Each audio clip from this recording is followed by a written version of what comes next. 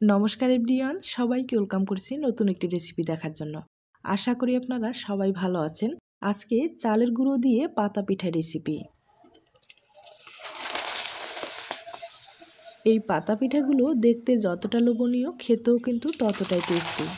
আর তৈরি করা এতটাই সহজ যে কেউ সহজেই তৈরি করে নিতে পারবে। আর এই পিঠাগুলো তৈরি করে বছর জুড়ে সংরক্ষণ করেও খাওয়া যাবে।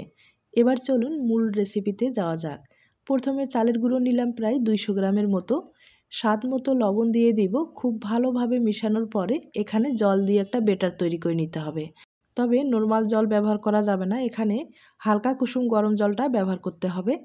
আর জলটা আমি একবারে দিচ্ছি না, বেশি কম হতে পারে, তাই অল্প অল্প করে জলটা দিয়ে ব্যাটারটা আমি তৈরি করে নেব। তবে এই ব্যাটারটা একটু শক্ত করে তৈরি করে নিতে হবে। এই পাতা পিঠাটা যে চালের গুঁড়ো দিয়ে তৈরি হয় তা না, আপনারা চাইলে আটা ময়দা দিয়েও তৈরি করে নিতে পারেন। আর আটা ময়দার যে পিঠাগুলো সেগুলো কিন্তু খেতে ভালোই লাগে, আপনারা চাইলে ট্রাই করতে পারেন। ডোটা আমি খুব ভালোভাবে তৈরি করে নিচ্ছি। তবে আবারও বলছি, এই ডোটা কিন্তু শক্ত করে তৈরি করা যাবে না, একটু নরম করে তৈরি করে নিতে হবে, তাহলে ডিজাইনগুলো সহজেই তৈরি করা যাবে। আর হাত দিয়ে খুব ভালোভাবে কিন্তু মেখে মেখে ডোটা তৈরি করে নিতে হবে। ভিতরে যেন কোনোভাবে দানাটা না থাকে সেই দিকেও লক্ষ্য রাখতে হবে। এই ডোটা কোনোভাবেই কিন্তু ঠান্ডা জল দিয়ে তৈরি করতে যাবেন না। ঠান্ডা জল দিয়ে তৈরি করলে এরকম ডো হবে না। আর পিঠাগুলো তৈরি করতে গেলে সমস্যা হয়ে যেতে পারে। তাই হালকা কুসুম গরম জলটা অবশ্যই ব্যবহার করতে হবে, তাহলে পিঠাগুলো সহজেই তৈরি করা যাবে।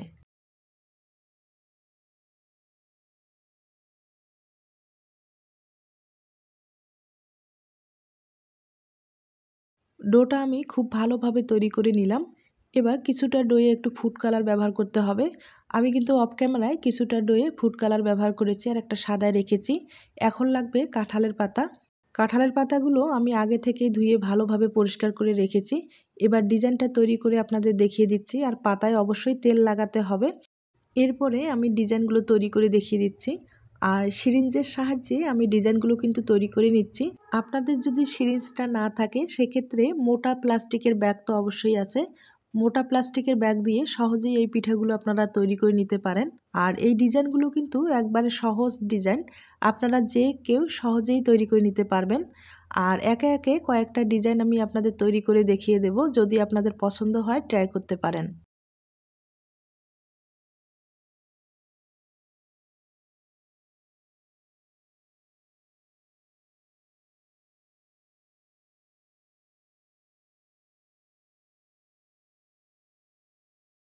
আমি একটা পিঠা তৈরি করে নিলাম, একইভাবে আরেকটা পিঠা তৈরি করে দেখিয়ে দিচ্ছি।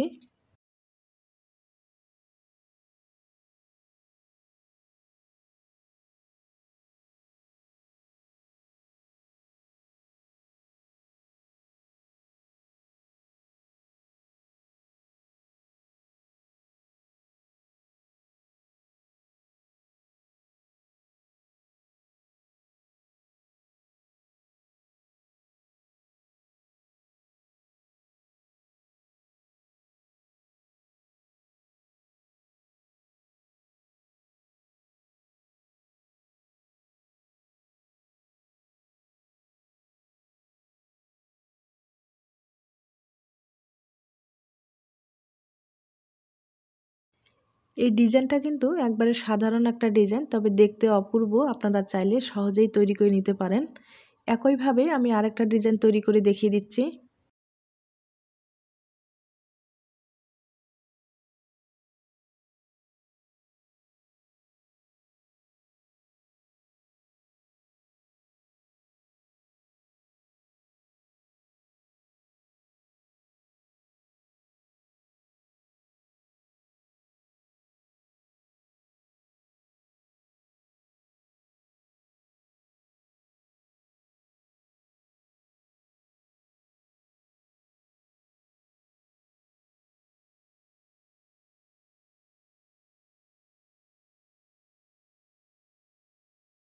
আমি আরেকটা ডিজাইন কিন্তু সহজেই তৈরি করে নিলাম।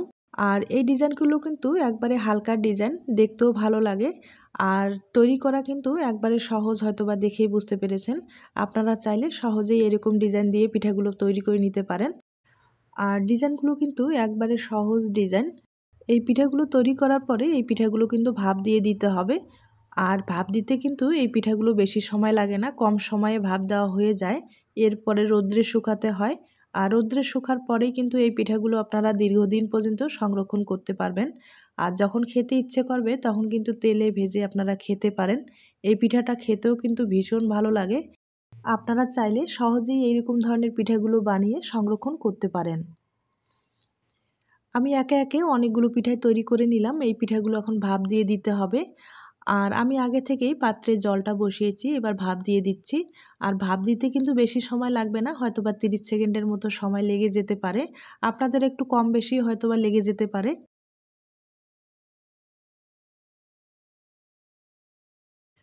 দুইটা পিঠা ভাপ দেওয়া হয়ে গেছে। আর ভাপ দেওয়ার পরে দেখতে পাচ্ছেন পিঠাগুলো কত সুন্দর হয়েছে।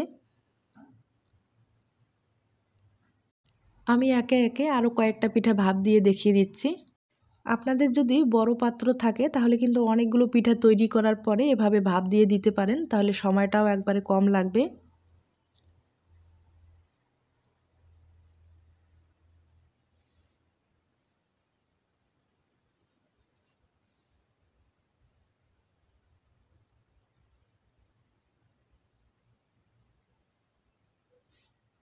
আমি একইভাবে অনেকগুলো পিঠায় ভাপ দিয়ে দিলাম। আর ভাপ দেওয়ার পরে পিঠাগুলো দেখতেই পাচ্ছেন কত সুন্দর হয়েছে। এবার পাতা থেকে পিঠাটাকে আলাদা করে দেখিয়ে দিচ্ছি। আর দেখতেই পাচ্ছেন পিঠাটা কত সুন্দর হয়েছে।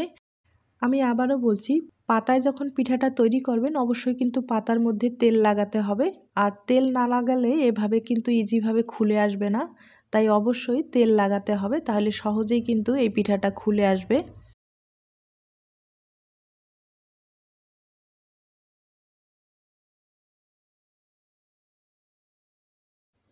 পিঠাগুলো সবগুলো আমি পাতা থেকে আলাদা করে নিলাম। এবার রৌদ্রে শুকাতে হবে। আর রৌদ্রে শুকিয়েও নিয়েছি, দেখতেই পাচ্ছেন রৌদ্রে শুকার পরে পিঠাটা কত সুন্দর হয়েছে। এভাবে আপনারা দীর্ঘদিন পর্যন্ত সংরক্ষণ করতে পারবেন। আর যখন খেতে ইচ্ছে করবে তখন কিন্তু তেলে ভেজে খেতে পারেন। এখন কয়েকটা পিঠা আমি শুধু আপনাদের ভেজে দেখিয়ে দেব।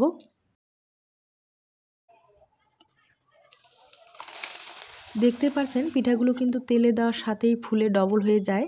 তবে এই পিঠাগুলো যদি ভালোভাবে না শুকা যায় সেক্ষেত্রে কিন্তু তেলে দেওয়ার সাথে ফুলবে না, তাই ভালোভাবে শুকাতে হবে।